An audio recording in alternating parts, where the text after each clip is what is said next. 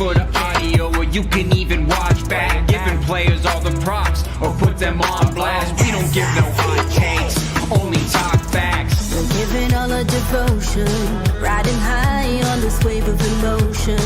Going all out, yeah, cause this is our time. No, ain't no stopping us till we reach the finish line. All in, we came here to win. We're gonna give everything. S-I-C-K on the run. S-I-C-K, sick, sick. On fire, we're ready to fight. We'll bring the house down tonight. S-I-C-K on the run. S-I-C-K, sick, sick. Play it on the car ride, play it when you lounge. X and O's, you know that we can hold it down. Shout out to my man Sammy, got it off the ground. And to all the listeners tuned in right now, got debates, analysis, and speculation. This is sports talk for the new generation. You know where to find us, got a reputation. Sick podcast, your #1 sports destination. Giving all our devotion, riding high on this wave of emotion. Going all out, yeah, cause this is our time. No, ain't no stopping us till we reach the finish line. All in, we came here to win. We're gonna give everything. S-I-C-K on the run. S-I-C-K, sick, sick. On fire, we're ready to fight. We'll bring the house down tonight. S-I-C-K on the run. S-I-C-K, sick, sick. S-I-C-K, it's the sickest podcast. Tune in for the audio, or you can even watch back. Giving players all the props, or put them on blast. We don't give no hot takes, only talk back. S-I-C-K, S-I-C-K, S-I-C-K, S-I-C-K, S-I-C-K, S-I-C-K, S-I-C-K.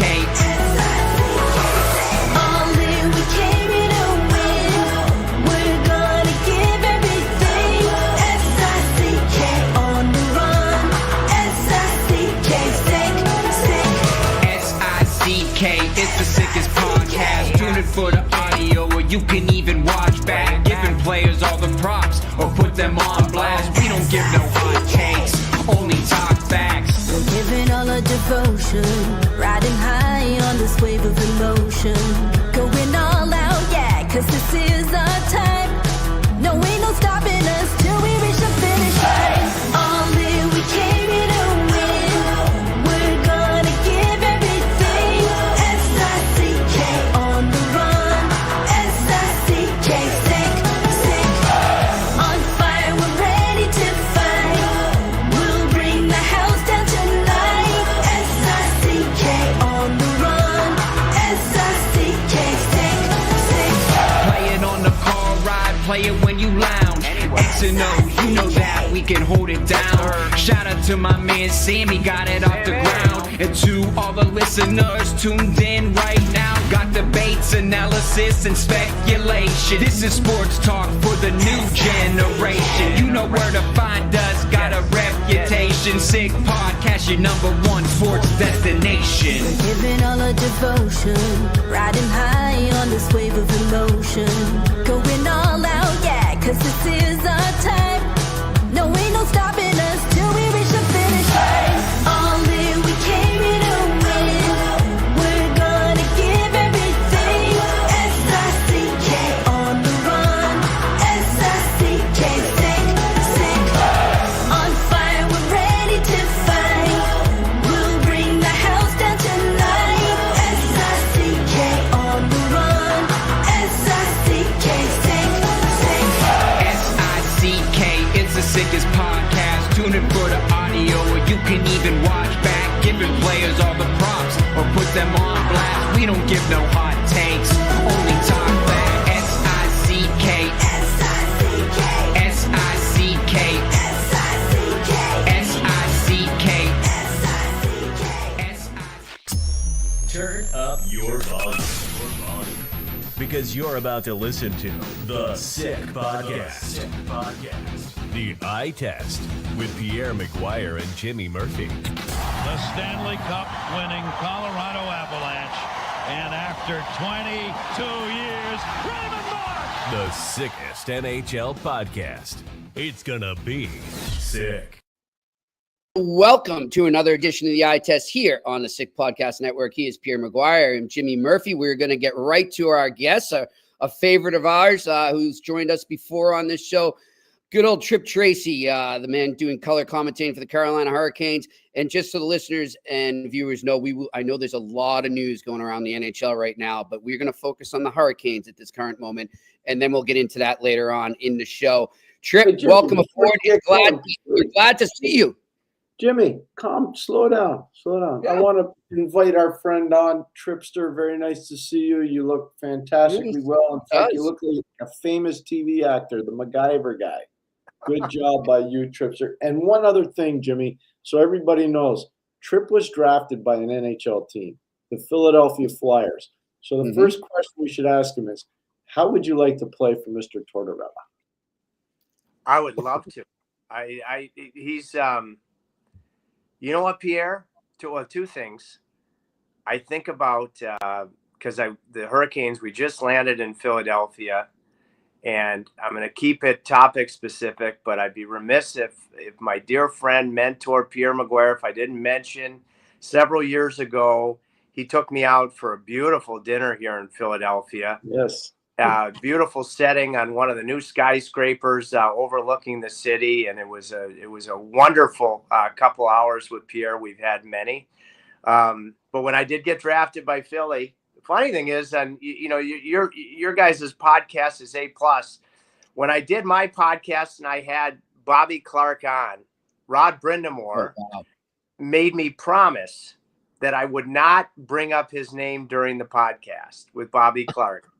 And it was so cool because, and I said, "Are you asking as a friend?" He said, "Yes." And so I didn't bring it up.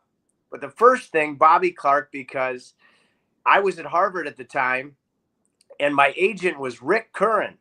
And he called my dorm room my senior year and he said, "Well, yeah, you know what, Tripp, let me talk to Clarkie in a few days. We'll iron out some numbers. We'll get back to you with terms." And I got off the phone. I'm like, "Oh, this is great. The Flyers are signing me." So he calls back maybe 2 days later, and he said, "Tripp, Rick here." And I talked to Clarkie, and he said, "Tell the kid he's got a good college degree, get on with his life." And so anyways, so Bobby comes on my podcast, and he says right at the beginning, he goes, "Tripp, weren't you supposed to be the next Bernie Perron in Philadelphia?" And so he was awesome. He diffused, and then he helped me out. Bobby did, because he's the guy with Paul Holmgren that, as the assistant GM, Bobby, the GM that traded Rod, I believe by far the most significant trade in Hurricanes history. And I asked Bobby, I said, "The great leader that you were, who are the guys that you admire most in the league right now from a leadership standpoint?" And he went on and on about Rod Brind'Amour. So I upheld my promise that I didn't bring Rod up. And then I ended up sending Rod the podcast, and that was so therapeutic for him. And it meant a lot to him because as much as he's meant everything, and they should build a couple of statues for him in Carolina, he never wanted to leave Philadelphia at the time. So that was really cool thinking about, even though I never even got invited to a training camp in Philadelphia, but being back here in Philly, those Flyer ties. So here's the Bowman rule, Jimmy. You got to look at the schedule, and that's why I asked him the question. I knew exactly where he was, and I knew he'd deliver. Yep, that's what he does. Hey, well, great segue there. My first question, Tripp, it was gonna, and we'll get to the star of the show currently for the Hurricanes, Mr. Martin Necas, in a bit, but I think one of the other stars has to be the man you were just talking about, Rod Brind'Amour. Look, this is a team, Tripp, that both Pierre and I were sincerely worried about where they would be after all the losses they took, and it's just the way things go in the salary cap era. And it finally caught up to them and they had to move on from some pretty key pieces. So how much more does this secure what a coaching job Rod Brind'Amour has done with the Carolina Hurricanes? I'm pausing for a second because I'm thinking about his entire coaching career.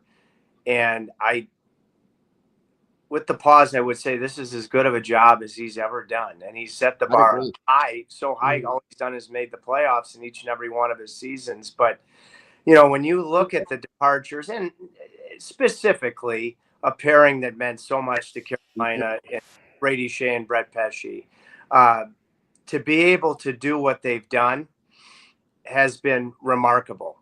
They wanted to keep Jake Gensel.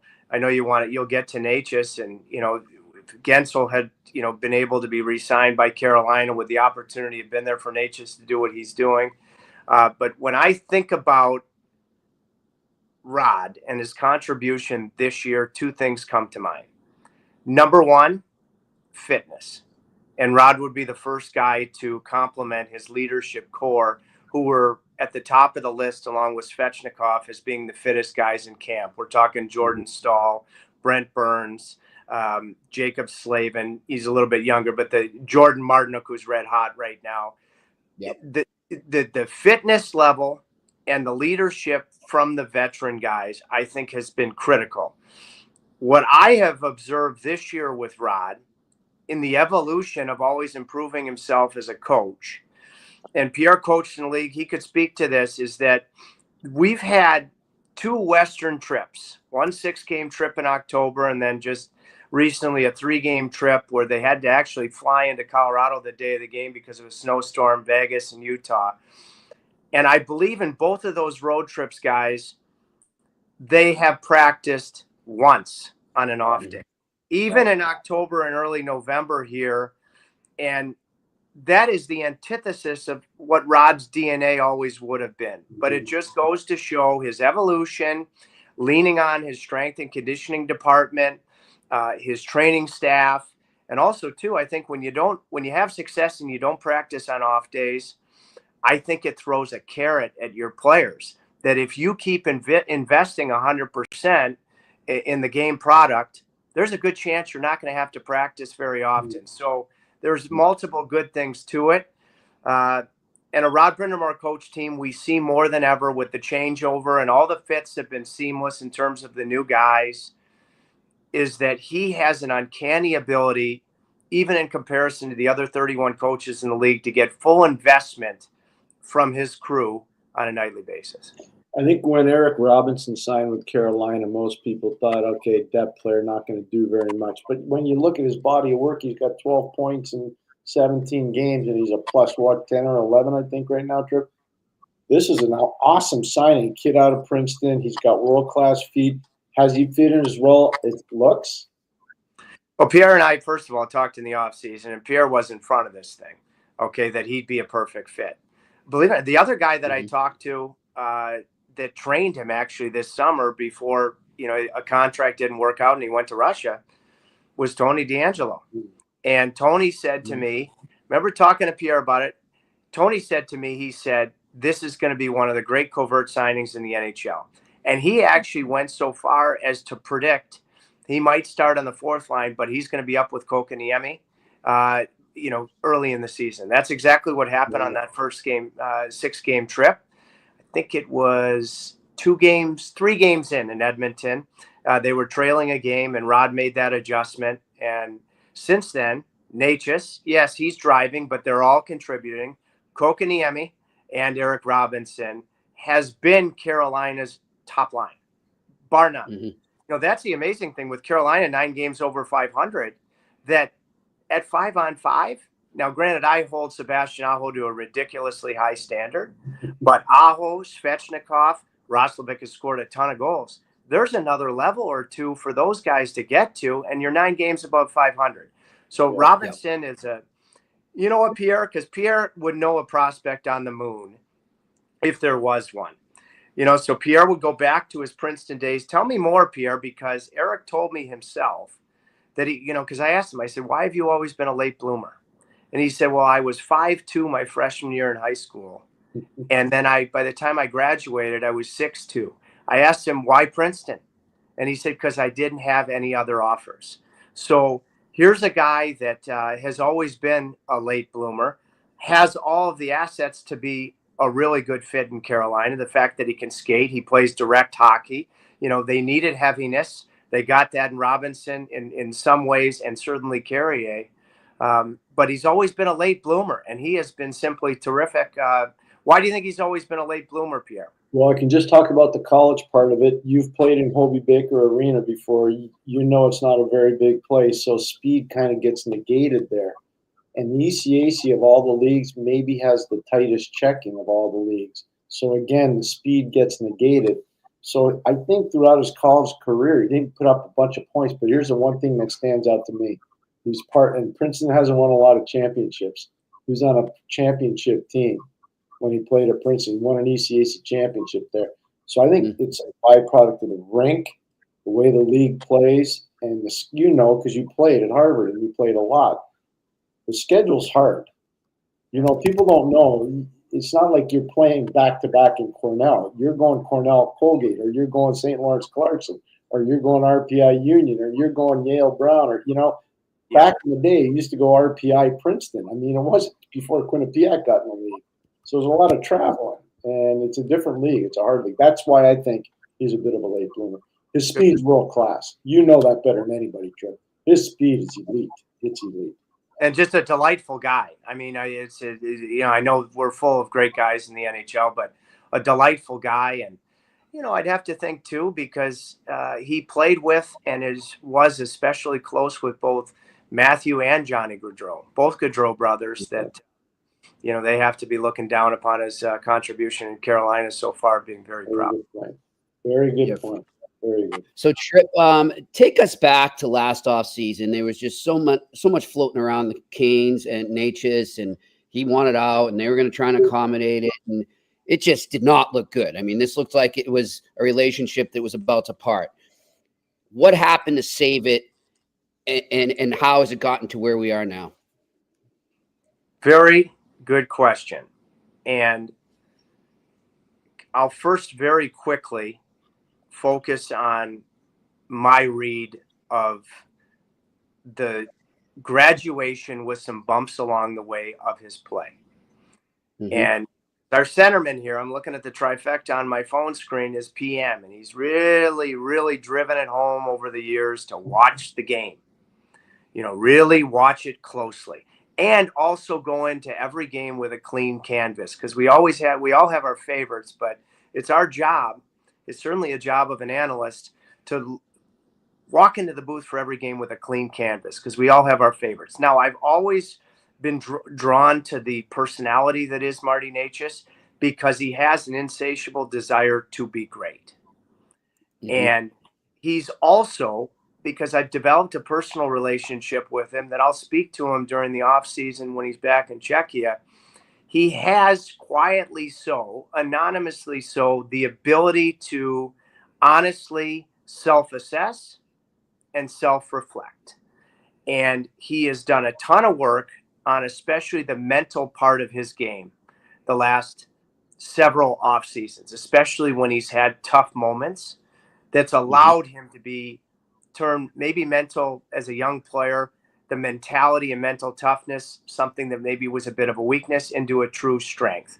Because he has a desire to be great, his fitness level, that controllable, you never question it. The final thing is, 2 seasons ago, he had a great regular season. Easily could have been in the All-Star game with Svechnikov that year in Florida. He was deserving, in my opinion, had he been so. Last year, not a very good regular season. But what made me really want to see him continue his career in Carolina is I thought he took huge steps in the playoffs. By far his best playoff. He was less individualistic. He was more 200 foot as a winger. Mm-hmm. He was less fearful. You look at that hit where Trouba tried to knock him out of Manhattan in the Rangers series. He's a big guy, and he wasn't deterred at all physically. And he was just about a point a game, but when I looked at his chances, I thought he was a little bit snake bitten, that he could have been rewarded more from that standpoint. So those are the things about him. I think especially the mental part of it allows him to live in the present and discard the past. Learn from it, but discard it, even if there have been some times in Carolina. So that's the attitude portion for him that he deserves supreme praise for. But then you have the organization. Because Pierre, not only as a coach, having been a general manager, how often do we see it? A player drafted and developed, maybe a little bit of a slow development or bumpy roads at time development. He ends up going somewhere else, and then that organization reaps the benefit of what you tried to have happen for yourselves. So the Hurricanes, maybe some of it was circumstance. I'll never know. I'm just the announcer. Who knows? If you re-sign Jake Gensel, where do things fall with Marty Necas? Right. But I can tell you the organization and Rod, they were always very, very, it was a priority to mention how much they loved the player and they knew the talent. So Necas deserves the lion's share of the credit, but you have to have a supportive group around you, whether it be family, friends, whatever, but in professional sports, an organization. And I think that they were patient with him and they're reaping the benefits of that now. One of the things that separates you from a lot of local announcers is your ability to develop relationships with the players. You're unbelievable at it, and you should be commended on it. You should be proud of it, too, how you do it, because you don't break any confidences. You're really good at it. So tell me, because you're a former goalie, Kochetkov, what is he? Who is he? Why is he good in Tripp Tracy's world? Okay, the reason that I've liked him from the get-go, Pierre, his first practice that I watched him live. There's only been 2 goaltenders in my 26 years with Carolina that I've watched him the first time, and I've said, who is this guy? In terms of a drafted guy. First one was Cam Ward. When I saw him in training camp in nondescript black and white pads. I don't know if he was wearing them in red gear. And I usually would leave our friend Jimmy Rutherford alone, even in a training camp practice. I mean, but I walked across the stands. I said, Jimmy, who the heck is this guy? And that was the first time. The second time was when I saw Kochetkov, and I loved his athleticism. And then when he came in and I immediately saw him have success, I'm thinking about his first NHL game where we will be on Thursday in New Jersey. It was a Saturday afternoon. He's got swagger. I did the game. Yeah. You did that Saturday. I was scouting the game. I was scouting the game for Ottawa. Yeah. I saw you there that afternoon. That is correct. Before the game. And he has swagger. Enough so that I said something that weekend to Brady Shea, who had come from the Rangers. And he told me a story about Igor Shesterkin and his swagger that, because all the veterans on the player bus, they sit at the back. And that Shesterkin, when he first got on the Ranger bus, he didn't know, but he went and sat at the back.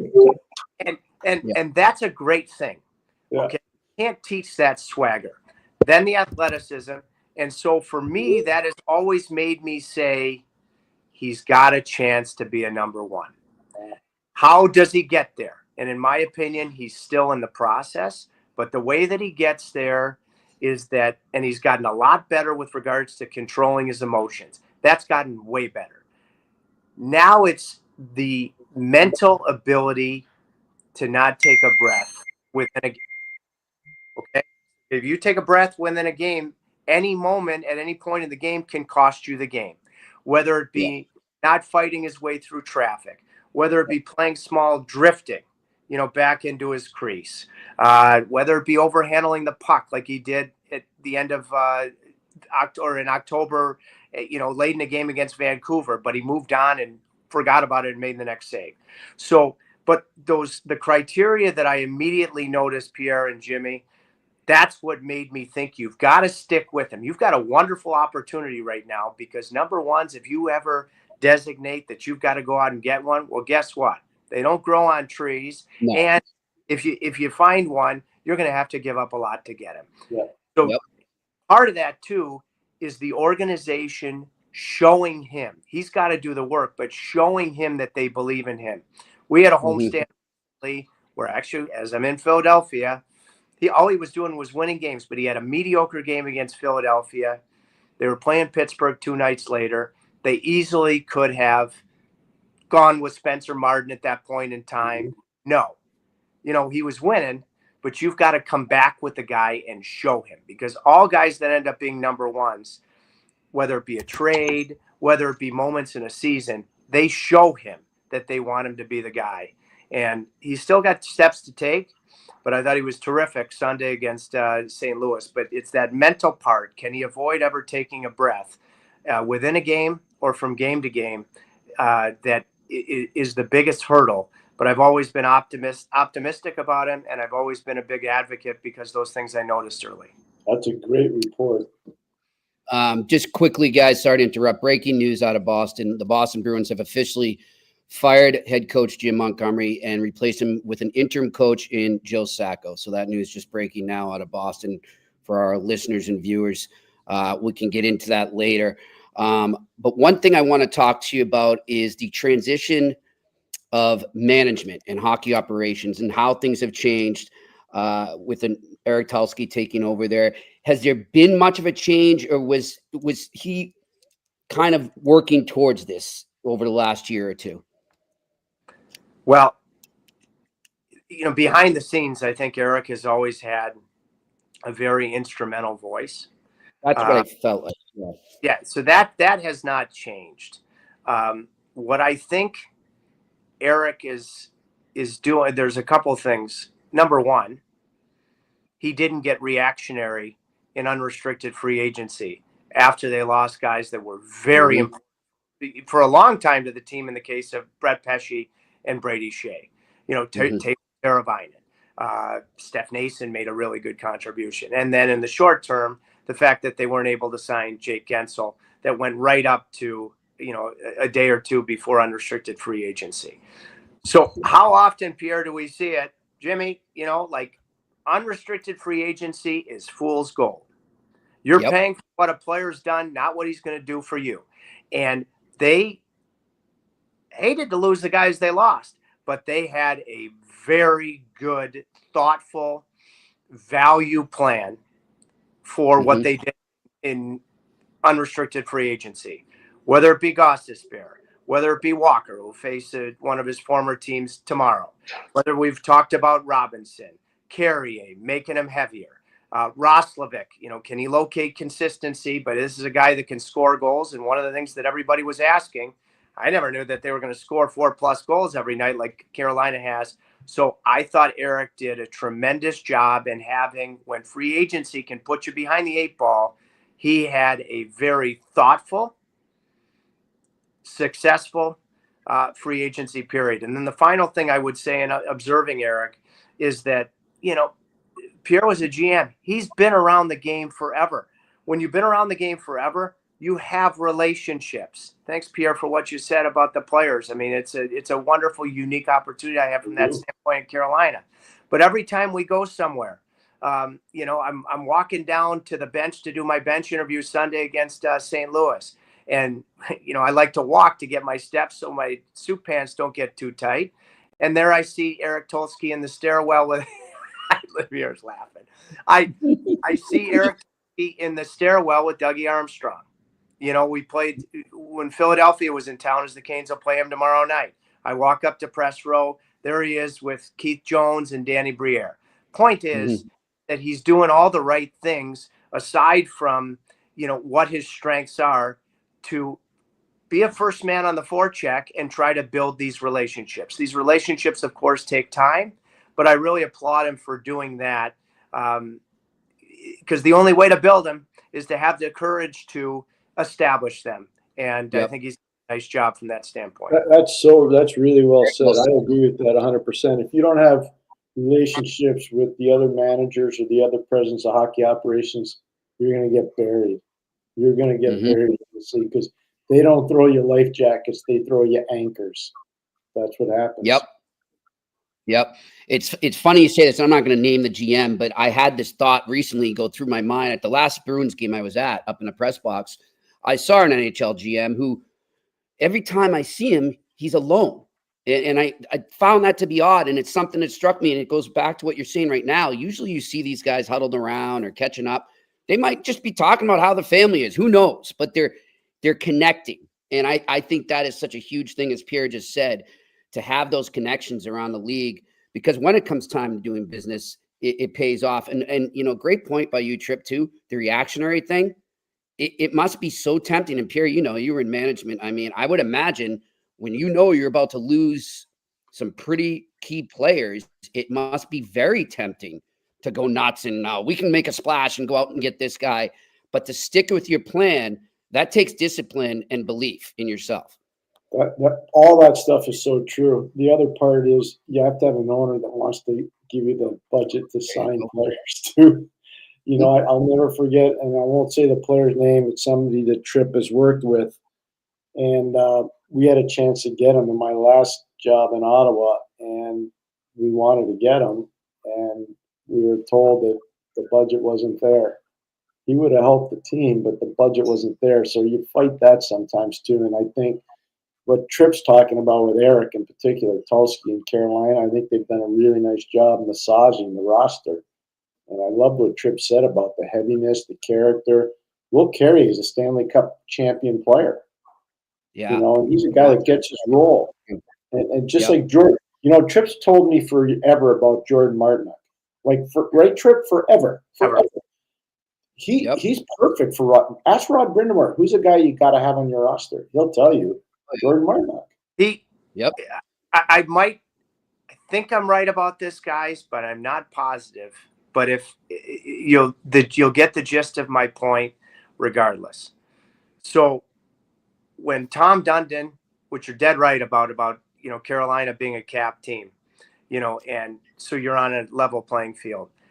I want to say once he controlled the hockey club in earnest, his first move, and it happened at an atypical time. It happened during the playoffs. Carolina wasn't in, the Coyotes weren't in, but they acquired Jordan Martinook during the playoffs. Martinook, as a matter of fact, was coming home from working out in the desert in the Phoenix area. He didn't even know he could get traded at that point in time. Yeah. And I want to say it's the first trade when Tom became the majority owner. I might be right. I might be wrong, but I'm going to tell you, that set the tone for everything culturally in the Hurricanes organization. So if that in fact was the first deal, you are correct. It started to change everything. So he's a player that's an eye test player. He's not a numbers player. He's an eye test player. And he's a valuable commodity. Tripp's got an awesome relationship with him, and he knows. Hey, guys, we got home from because my man RB, he loves the red eyes. So we red-eyed home from Utah last Wednesday night, get in Thursday morning. Okay, you take Thursday off, you practice Friday. You've got health concerns in goal. You're playing Ottawa. You know that. I just love to pick Pierre's brains. He should still be there because you know with the mind that he is. You know, trying to take the next step. Ottawa throws a ton of fear into you because you know that they're capable of taking the next step at any point in time here. So you're playing them Saturday night. And what really impressed me, and Jordan Martinook got the first goal of the hockey game. Okay, so we get home from the red eye. Other than having a dog, I can use rest as a total weapon. All Thursday, Friday, I don't have any obligations other than my dog, okay? And the same, that other than the practice Friday, the young players on the team and the ones that aren't married with kids, you know, they can truly use rest as a weapon. Well, look at that Ottawa game. +2, Jordan Martinook. +2, Jordan Stahl. +2, Will Carrier. +2, Brent Burns. +2, Jacob Slavin. Those are all the guys with multiple kids. Those are the guys who would have gotten off the plane and would not have been able to do what I did, you know, to figure out how many pillows I was going to use. That's culture. And Jordan Martinook is a central part of that. Jimmy, this guy's awesome. I love him. I love him to death. Tripster, that was so good to have you on again, Tripp. It's good to have you on. Hey, enjoy the game in Philly, my friend, and we're going to have to get you on again down the line, and hopefully I'll see you when you're up in Boston. You guys are the absolute best. Jimmy, thank you. Pierre, I love you. Can I just share in 5-10 seconds? Yeah, of course. Because we spoke about relationships, because I finally had the guts to introduce myself to Pierre, which changed my career, was on the bench in Toronto, our dear friend Chuck Hayden, and then as a result got to know Scotty Bowman. And I know Scotty is tight with Jimmy Montgomery. Jimmy Montgomery has been unbelievably supportive of my journey of changing my life. So as we were doing this hot stove, he's a great coach. And that was tough to get that news. And he's one of those relationships I'm truly grateful to have in my life. Well, we're all really proud of you, Tripp. You're a man. You're a man. Good job. It's very classy, Tripp. Really And, good. I'll I'll call you later. Just make sure you don't go to the same restaurant. I don't know if your credit card will work. I'm a hermit. Oh, I got a gift card across the street at the Capitol Grill. I'll try to burn that cherry. All right. I'll call you later. Enjoy. All right. Tripp Tracy join us here. And look, before we get into dissecting this move by the Bruins, I just want to echo, from what I've grown to know of Jim Montgomery in the short time he was here in Boston, but also from mutual friends, Pierre, from people that know him, you being one of them, and other people that in Montreal and also some other people in my life that I'm close to that know him. He's a class act, and we all know what he went through to get back into coaching. And, no matter what happens, no matter that this happened or what happens from here on out, he deserves a ton, just like Tripp does, for turning things around and getting to this point where he is now. So, Coach, good luck. I don't know if you'll see this, but good luck to you. I'm sure you'll land on your feet soon. I've been in the hockey world my whole adult life, and there's successes, there's failures, there's joy, there's depression, there's a lot of everything. There's so many emotional swings, positive and negative. Tripp's gone through an amazing journey, just like Jimmy Montgomery's gone through an amazing journey. Just like Paul Holmgren, who I used to work with, went through an amazing journey. It's really difficult. My late father, we had an intervention with him. And so I kind of know the drill with what all these men have gone through. And I have so much respect for them. And Tripp and I have had this relationship probably for 30 plus years. It's been amazing. I watched him play when he was a kid at Milton Academy. I saw him play at Milton. He was a really good college goalie at Harvard. He was really good. So to see where he is now in his career, I'm so proud of him. Really, really proud of him. He's done an amazing and to say what he just did too, to be able to say that. So good for him. But yeah, to the hockey. And first off too, I want to get this off my chest here. It's going to be a quick event, but sometimes, and I've been guilty of it too. And thankfully I've had people like you in my life, mentors like you and others who have taught me to always remember the human side. I did not like the way this has been here for the last few days around Jim Montgomery. I think that a lot of people who I respected stoop below the level that I respect of them. They're better than that. I'm not going to name names. They probably know who they are. To me, there's no need for it. This is a human being. He has a family. He has kids who are now going to be uprooted. And, I know that the common folks, I get it. These guys are making much more money than the common folk, but he's still human. His family's still human.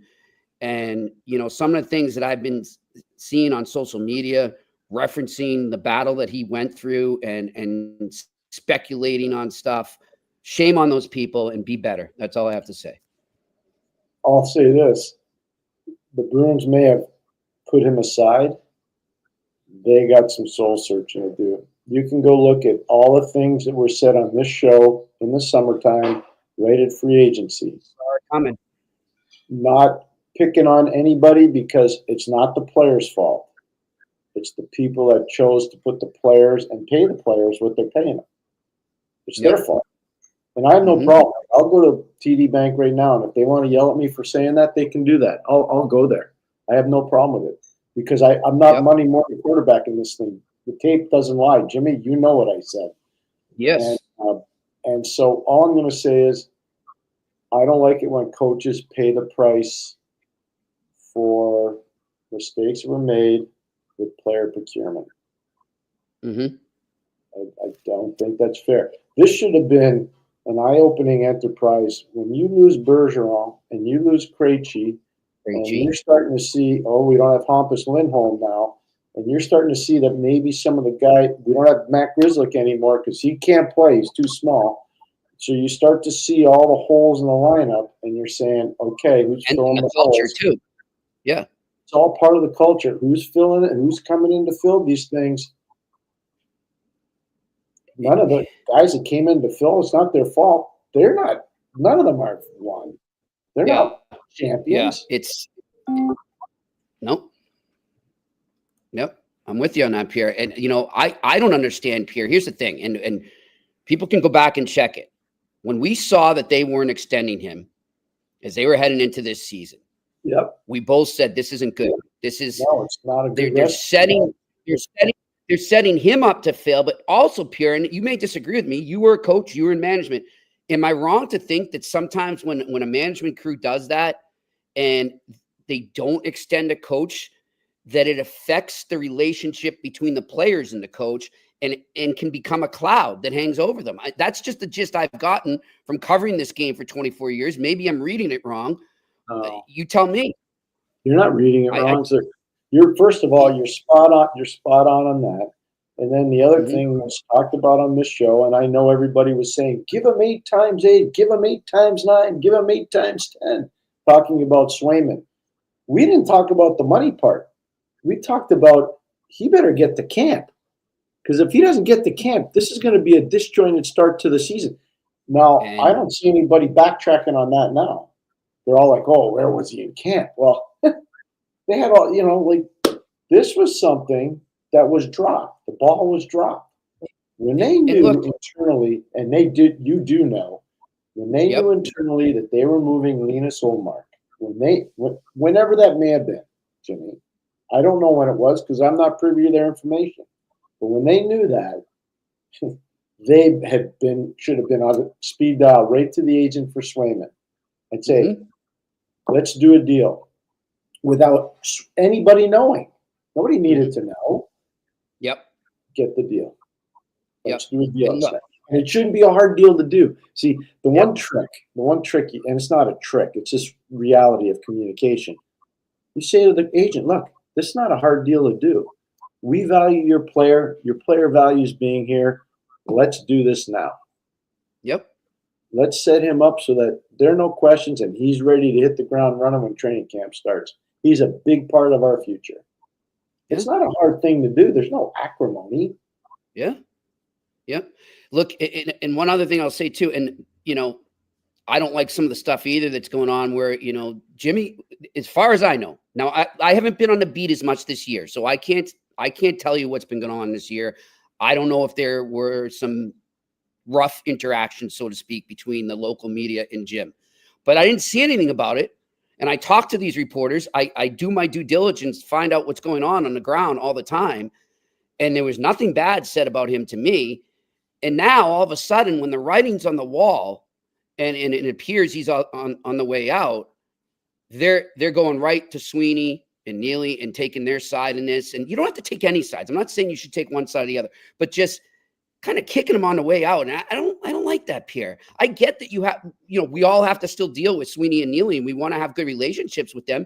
But, whether they like everything I say all the time or not, one thing I know is that they respect it and I respect them for the job they're doing. And they understand it's our job to critique things. And I didn't like what I saw a lot today, and I'm not going to go down that road anymore. But one thing hockey-wise, Pierre, at what point, now you talk about management too, and I'm not blaming the players at all, but what I am saying is, as a whole, if you're looking at the big picture of the Boston Bruins, and you mentioned Bergeron and Krejci retiring, would you agree with me that maybe there were some missteps in preparing for those moments and preparing for where they are now?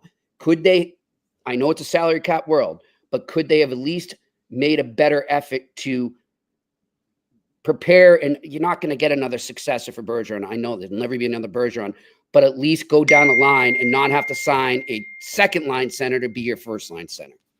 Oh, I think there were some miscalculations. Jake DeBrusk was a miscalculation too. So why is he not a Bruin? So what I think has to, and look, they probably are doing it now. We're just talking because we're upset that one of our guys who we respect a lot is no longer working in Boston, Jimmy Montgomery. But I think internally, this is where you need to do an exercise as a management team. Did we overrate our roster? Have we overrated our draft picks? Have we overrated our development program? Have we overrated the value of certain types of players? Or have we underrated the value of certain types of players? is our pro scouting exactly where it needs to be? So I think there's some questions because this thing, there were flaws. They were successful in the regular season and they got steamrolled in the playoffs 2 years in a row. Mm-hmm. Kind of a weird deal, right, Jimmy? It's kind of a weird deal. And then this year, they're teetering and they got a coach fired before the 20th game of the season. Yep. And this is the second coach that has been fired since June 2022 by Don Sweeney and Cam Neely. We all know what happened with the last coach, what he did the following year for the Vegas Golden Knights in Bruce Cassidy. I don't know if that's going to happen, but I'll tell you one thing. I don't know what's out there right now for head coaching jobs, and I don't know where he stands on the totem pole right now, Pierre. I don't want to get into that, but I think there's some teams right now that could use him as an assistant to take it to the next level. Well, I'm not going to do that because all these teams have people working. Yep. Here's what I would say. If you can get the blessing of the Bruins to go work somewhere else, I know at least of 3 places where he would be a valuable component and could help teams. But the other thing that I think is, and you touched on a lot of good stuff, there's only one other thing I want to say. Joel Quenneville's out there. Mm-hmm. I think a lot of coaches around the league know that Joel Quenneville's out there, and I think all of them are petrified that Joel Quenneville could come and take their jobs at any time. I do. Mm-hmm. I do. So I think when you start doing an order of coaches, Quenneville's at the top of the food chain. Montgomery is going to be up the chart. He's not going to be, I don't believe he'll be above Quenneville. And there's another guy that's going to be on the chart, and they're not going to be happy with me at the University of Denver. But David Carl has got to be on the chart. And I think if you're looking at what Spencer Carberry's doing down in Washington, and you see that, and then you see what David Carl's team does at Denver, he's on the chart. He's going to be one of the guys that everybody's going to want to try to hire at some point. So, one more question for you here from me, and then we'll get to our listeners and viewers' question. When you have a guy like Quenneville out there, now, hey, maybe they did try. Maybe they approached him. We have no idea. But would that be your first move as a GM is to, when you have somebody at his caliber and his pedigree, would that be your first move to, instead of going with an interim? And also the follow-up to that, Pierre, is I don't understand interim coaches sometimes. You're looking for a different voice in the room. Isn't he pretty much the same voice? Scotty Bowman had the best line of all time. He was hired as the interim. You can go look at the press releases from 1991. He was hired as the interim coach of the Pittsburgh Penguins. And I'll never forget listening to his press conference because I was his assistant. Mm-hmm. And somebody says, "How does that make you feel?" He goes, "Every coach is interim." And he didn't bat an eye. He was so spot on. He goes, "Every coach is an interim coach." It's true. So it doesn't bother me. Yeah. And again, he didn't take it personal. And, that was an amazing year. That team was spectacular, and he was off the charts good as a coach. Oh, yeah. He was crazy good. Crazy. Yeah. Yeah. I'm with you on that. All right. Let's get over to our questions here. But before we do, Pierre, we are less than a week away. What are we? 1, 2, 3, 4, T-minus 5 days away, right? From going over to Ireland, my friend. And you are going to have quite the busy day on the day we depart for Dublin, Pierre, or the night, rather. We're taking a red eye over there, getting in Monday morning into Dublin. But Pierre, quite the busy afternoon for you as you make your way to Logan Airport, huh? Really excited to be working at Jimmy's alma mater. I'll be working with Bridget Prue and Nathan Strauss, and I'll be doing the UMass University of Vermont game, and I'll be there from 3 o'clock doing the game until 5. And actually, I want to give a lot of shout out to Hockey East and the commissioner and all of his people. They're actually allowing me to leave early so I can meet Jimmy at the airport and get on the plane to fly to Dublin. So I'm really grateful. And Nathan's going to take over as the analyst and work with Bridget probably the last 15 to 20 minutes of that game.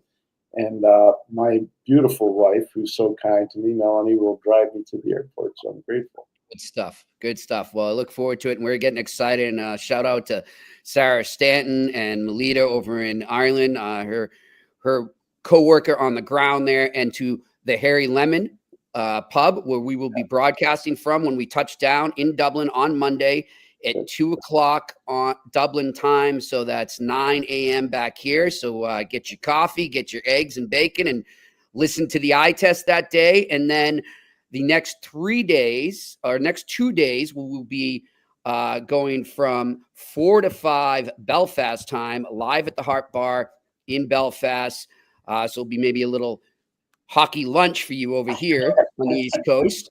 And then we'll be 1 hour earlier, 3:00 Belfast time, and 10:00 here on American Thanksgiving on that Thursday, because we are honored to be invited. Pierre, do you want to tell them where we're going for Thanksgiving dinner? We're with the Odyssey group, and Mr. Fitzpatrick in particular. Really grateful to him and everybody with the Belfast Giants. And this trip is a dream come true. It's a huge hockey trip, 4 elite teams and 4 awesome coaching staffs and 4, groups of universities that are really proud to send their teams over there to represent the schools. Yep. And I see somebody saying, who is Harry Lemon? Marvin Matthews asked that. Marvin, it's the Harry Lemon. That's the name of the pub. A great name, if you ask me. And it looks like a cool place. I'm really excited to get over there and check it out. So, well, my daughter's gone and done the advanced work, and she set all this up for Jimmy and I. My daughter lives and works over there, and so she's been in there a few times. She says, "Dad, it's a really cool place." I said, thanks, Justine. She's like her mom. She's a hard marker. She's just like her mother, so it's good.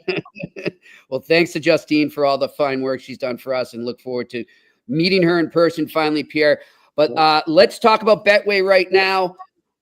You know who they are. They are the leading global online betting and gaming brand. Follow your gut instinct. Go with Betway. Sign up with that QR code right there if you're watching right now. Otherwise, go to the website and sign up there. Remember, you must be 18 plus. You must always bet responsibly. I am officially the fade king right now. So whatever I say right now, take the opposite. It's just Pierre. I am on I'm glad I'm not actually betting these things, or I'd be piss broke. And that's one thing to tell our fellow gamblers out there. If you find yourself going into one of those spells, get out. It's not worth it. Don't chase. But I'm going to look, Pierre, at a team right now. And by the way, and I'm sure somebody will ask you about this too. The Oilers pick up Kasperi Kapanen off waivers. As you've been saying, redundancy with the Edmonton Oilers right now. That's not what they need. They need guys that can keep the puck out of the net. I don't see them doing that. Credit to the Montreal Canadiens last night. They couldn't get the puck in the net in Montreal. I think maybe they get one in tonight, but I don't know. I don't like the way this Edmonton team is going right now. I'm going to put it at a draw. I don't know if they win or lose, but I like this game to go to overtime in Ottawa. So give me a draw between the Senators and the Oilers. That is the Murph pick of the day. Let's get right to the questions. What do we got? Alex Ivanowski, what would you say to the fans of teams like Detroit, Chicago, Anaheim, Buffalo, and others that are super frustrated with their respective teams' rebuilds, aren't progressing quickly? I would say I feel your frustration, but you're getting there. I think a couple of those teams are a little further ahead than the others would agree, Pierre, but you'll get there. You'll get there. The one thing I'll say is I've been bullish on Anaheim for a while. I didn't think they'd win in Dallas yesterday, so I got that wrong. But they went into Dallas and won. Cutter Gauthier with 2 goals, so I definitely got that one wrong. I still believe in Cutter Gauthier. You know what I said at the beginning of the year? I thought he would have a legitimate chance to be a competitor for the Calder Trophy as Rookie of the Year. Mm-hmm. He looks like he's starting to heat up now, just like the team looks like they're starting to heat up. So I think let's just see where Anaheim is at game 30. Let's just see. And if they haven't made progress like I see them doing now, then I'd say, okay, their fans are frustrated. Detroit's going to have some – this isn't good, Jimmy. You know, now to be fair to them, time zone travel, 3 games in 4 nights, not an easy schedule. Anaheim, LA, and then into San Jose last night. Not easy. Not easy at all. So, and then the other one I would say that's Chicago. That's hard. Chicago's hard. I think they didn't handle the expectation properly. Yep. I agree with that. I think they've got a ways to go, even though they have one of the best players in the world right now. in Connor Bedard. All right, next question. John Flagel. I hope I'm pronouncing your name right. Brendan Gallagher is playing like his $6.5 million contract. Are 30 goals possible if he continues on this pace? It's funny, Pierre. What did I text you last night? Well, you did. I mean, look, Gally looks young. He looks energized. He's one of the best slot players in the league right now. I mean, his deflection rate is unbelievable, and he's creating a lot of second and third chances that he's capitalizing on. So you were spot on Brendan. You know, I was with him the other night at the Hall of Fame. What really blew me away is his passion to be a Montreal Canadian. He's just a really passionate guy about being part of the Montreal Canadiens. And I think that says a lot about why he's having success. He doesn't want to let the organization down. He doesn't want to let his teammates down, and he doesn't want to let the city down. He's passionate about it. Yep. And he's reinventing himself. He's accepting a role. And, you know, other players that are kind of getting that stage in their career should emulate that because good on him. All right, next question. Alex Ivanowski. Lots of talk about Connor Bedard's play lately and how it relates to the Four Nations tournament. Do you think as of now he should be on the team? That's a good question. It's good. I remember a team in 2006 that didn't put Sidney Crosby on it when they went to the Olympics in Torino. I was there. I saw it. I saw the training camp too. It was in Kelowna, BC. Spent the whole couple weeks there at training camp, and Sid wasn't part of it. So in 2010, they made sure Sid was part of it. They're lucky they did. So I don't know how Hockey Canada is going to look at this. I don't know how the GMs are going to look at it. Obviously, Doug Armstrong's a really slick hockey guy, but we'll see. I still think there's some tread on the tire for them to evaluate a lot of these players, not just Connor Bedard, a lot of guys. We'll see what happens. All right, next question. Max R. Should the draft age be increased to 19 or even 20? So few players can play at 18, and even a generational talent like Bedard is struggling. Yes, maybe, but just don't do it until 2027 because I want to. No, so I'm just going to tell you, Max, it's never going to happen because of the law. So the reason why the 18-year-old draft went into play is because it was a restraint of trade of adults. But you're an adult when you turn 18. And so there were lawsuits that were filed in the United States Court of Law. And so that's when we went from a 20-year-old draft to the 18-year-old draft. And that's why that will never change. It will always be an 18-year-old draft. Interesting. I didn't even know that, Pierre. Thank you. Next question. Alex Ivanowski. The Devils are a team that went through a similar type of rebuild around the same timeline as the rest of the rebuilding teams across the league. Why is theirs been so much quicker?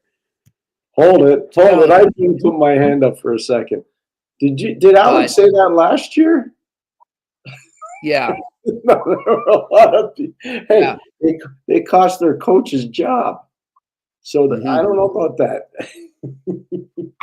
Look, and Alex, you know we love your questions and everything, but I respectfully disagree with this one just because I don't think they were a little ahead, and then they went backwards, as Pierre just said, last year. But I think they were building towards it a little earlier than some of the teams that were mentioned before. That's the only thing I'd say there. Like I don't see the timeline being as similar as maybe you do, but they're on their way. They're a contender. Yeah, I agree with what Jimmy said 100%. Here's the other thing. This is a combination of two management teams. Ray Shero, Nico Hischier, Jack Hughes, those are his guys. Jesper Bratt, those are guys he brought. Yep. And there more. And then Tommy came in, and you look at, Andre Palat's one of Tommy's guys who got in free agency. Luke Hughes is one of Tommy's guys who got in the draft. So you follow what I'm saying, Jimmy. This is an amalgamation of two different thought processes that's really starting to work. Tommy went out and got Jake Allen. He went out and got Markstrom in goal. He knew he needed to do that. He did it. Went out and got Brendan Dillon. He knew he needed to do that. He went out and got Brett Pesce. He knew he needed to do that. So this, like I said, it's a combination of two different ideologies coming together. Yep. And we've seen that a lot, Pierre, over time. We've seen some Stanley Cup champions be formed by a previous, not formed completely, but in the same sense of what you're speaking of now, that eventually led to them winning a cup. I think of Chicago. I think of Florida. Dale Talon. The best example is, and I'm not picking on anybody, the late Brian Murray, never got enough credit for what happened in Anaheim. Never, ever, ever. And Brian Burke, who was the guy that put it over the top, got the Niedermayers, one Niedermayer. He got Christopher Pronger. Like, you start looking at all the guys he got, Sandy Paulson. Like, they got a lot of guys in there. Andy McDonald. Berkey did a heck of a job there. But I'm just telling you, like, that was Brian Murray. A lot of that was Brian Murray's handiwork. He did a really good job there with his staff. And then obviously Brian put it over the top. Yep, for sure. All right. Well, I think that's it, Shane says, for questions and answers here. And we want to thank everybody for your patience there, too, because obviously a lot of news breaking as we were speaking to Tripp. And then Tripp was amazing. I didn't want to go early on him. I mean, he was great. No, let the Trippster keep talking. Oh, he's he great. He doesn't want to tell you where I took him for dinner, and I'm not going to say it either. But Tripp didn't reach into his wallet real quick that night. I know that. Oh, yeah. He's got alligator arms? No, he usually doesn't. But that night, I think he saw the prices. He's like, I'm going to let this guy pay for it. I'm not touching that. Well, I'm not, special restaurant. That's all I'm going to say in Philadelphia. All right. Very good. Just know my arms get short sometimes, depending. No, just kidding. Anyhow, no, we're gonna have a great time and looking forward to that. Again, we are off to Ireland on Sunday. We cannot wait. But before that, we've got a great week lined up for you. Tomorrow, we're going to talk about the best story so far in the NHL, the best team in the NHL so far, the Winnipeg Jets, with our good friend Dan Robinson, who does the TSN play-by-play for them on TV. Got to know Dan really well during my time in Montreal, and then over the years, just seen him in the booth and stuff. He's a great guy. Love talking hockey with him, and he's got that booming voice. I love his voice for the job he does. So looking forward to talking to Dan Robinson about the Winnipeg Jets here on the Eye Test on the Sick Podcast Network. Thanks to Tripp Tracy for joining us. Thanks to Shane for running the boards up in Montreal. And thanks to you, the viewers and listeners. We will talk to you tomorrow on the Eye Test on the Sick Podcast Network. And that's a wrap. Hope you don't miss us too much until next time. Follow the Eye Test with Pierre McGuire and Jimmy Murphy on YouTube, Facebook, Google Play, and Apple Podcasts.